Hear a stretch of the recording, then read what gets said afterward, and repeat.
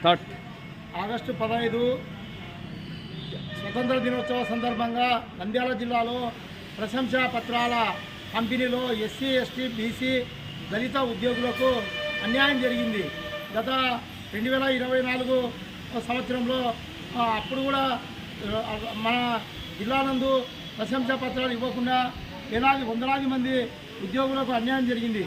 ప్రస్తుతము ఆగస్టు 15 స్వతంత్ర దినోత్సవం రోజు ఎంపిక చేసిన అధికారులు, రెవెన్యూ అధికారులు, కొంతమంది అవినీతి అక్రమాలకు పాల్పడిన అధికారులను, బదిలీలోపై వెళ్ళిన అధికారులను కూడా గుర్తించి జిల్లా రెవెన్యూ అధికారి, జిల్లా కలెక్టర్ ఆధ్వర్యంలో సరైన ఇది లేకుండా ప్రశంసా పత్రాల ఎంపికలో నిజమైన అధికారులు కాకుండా అవినీతి అక్రమాలకు పాల్పడే అధికారులకు ప్రశంసా పత్రాలు ఇవ్వడం జరిగింది.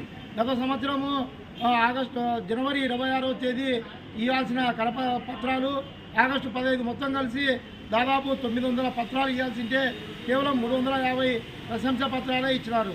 కర్నూలు జిల్లాలో కలెక్టర్ గారు గతంలో 450, ప్రస్తుతం కూడా 450, 950 ప్రశంసా పత్రాలు ఇచ్చి అన్ని కులాలకు సామాజిక న్యాయం జరిగితే నంద్యాల జిల్లాలో కేవలం 350 మందికే ఇచ్చినారు. వాళ్ళంతా కూడా 90% అగ్రకులాల అధికారులకు తప్ప ఎస్సీ, ఎస్టీ, బీసీ, దళిత ఉద్యోగులకు ఇవ్వలేదు.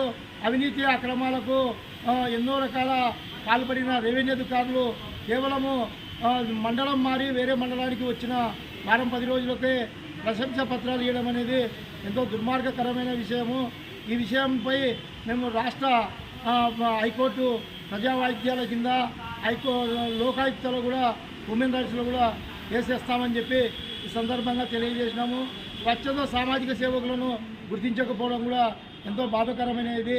స్వతంత్ర సమరయోధులను కూడా గత జనవరి 26వ తేదీ జరిగిన గణతంత్ర దినోత్సవాల్లో స్వతంత్ర సమరయోధులను కూడా గుర్తించకపోవడము ఎంతో బాధాకరము.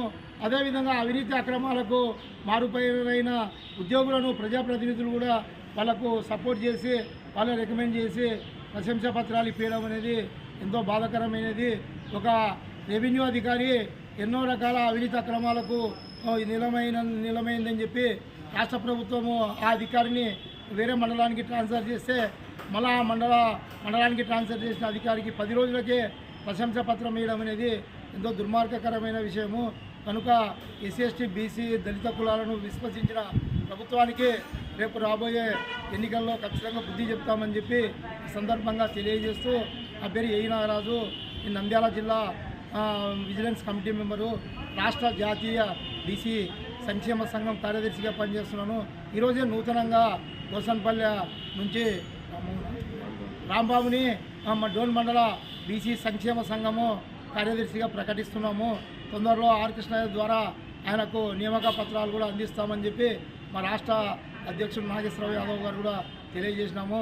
గంగపుత్ర సామాజిక వర్గానికి కూడా డోన్ మండలంలో మొట్టమొదటిసారి మండల కన్వీనర్గా వారి ఆదేశాల మేరకు ప్రకటించడం జరిగింది.